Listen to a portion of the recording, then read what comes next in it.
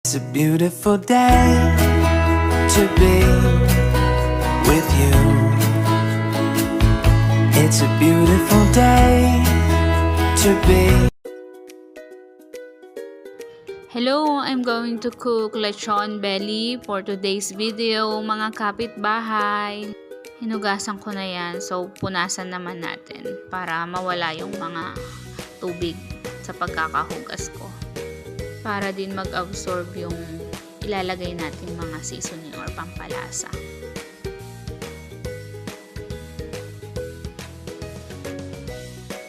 So dry na, ayan. Tapos tusukin natin para mas mag-absorb yung ilalagay natin.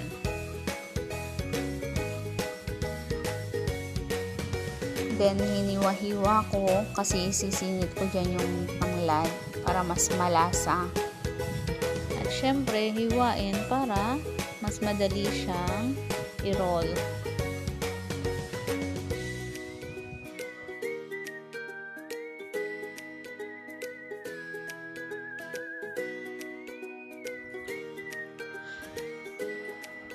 Ready na, tapos timplahan na natin. Una, ilagay natin ay suka.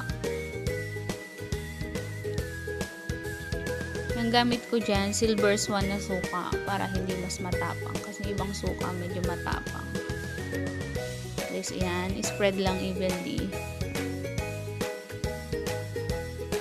Ang balat at saka yung sa laman, parehas yan. Lalagyan ng suka.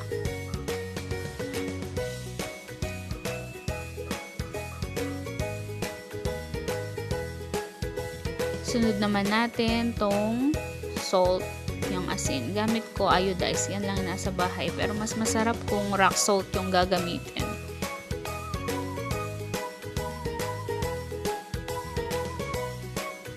Spread lang din evenly.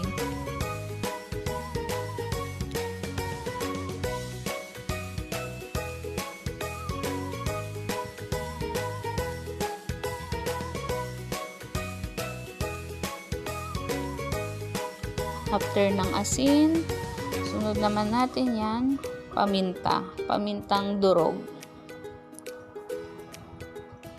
Ganun din, spread lang din.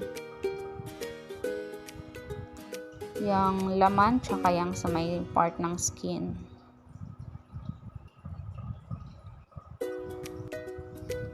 Tapos nyan, naglalagay ako kasi ng sinigang mix para may lasang sampalok. Mas maganda kung meron kayong sampalok or dahon ng sampalok para hindi na kayo gumamit ng nor sinigang. Ganyan itsura niya, oh.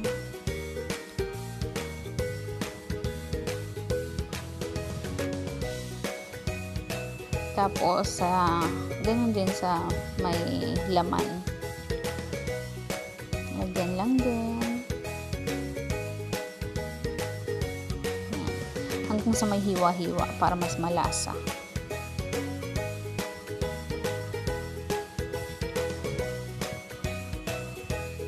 Yan, ready na. Tapos, lagyan na natin ng tanglad. Ilalagyan ko yung singit-singit na hiniwaan ko para mas malasa yung tanglad.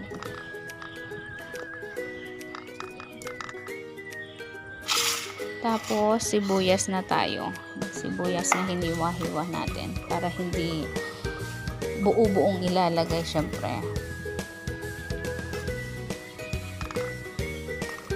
Pinagsama ko lang yung puti at yung pula. Tapos, sunod yung bawang. Pinitpit ko lang. Hindi ko dinurog masyado yung bawang.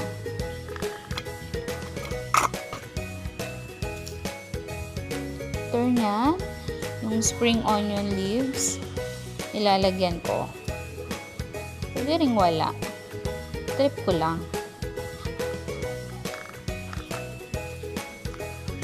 Tapos i-roll na.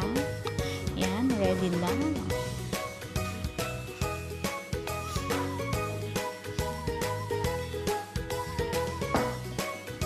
Sunod naman natin, syempre, tatalian na. Medyo mahirap magtali. Sa totoo lang.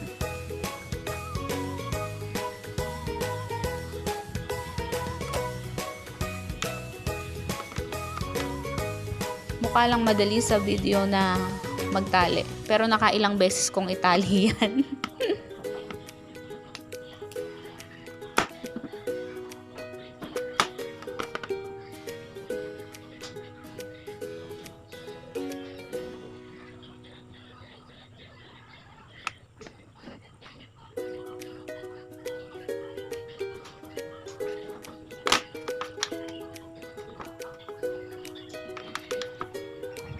Ngayong gabi ko nga pala ito ipiprepare kasi kinabukasan ko pa siya iluluto. I-try ko lang ngayon yung i-refrigerate overnight kasi hindi ko pa na-try yun. First time kong i-try. Usually kasi pagka-prepare ko, direct ako nang iluluto yan, i-oven. Pero ngayon, i-refrigerate ko muna.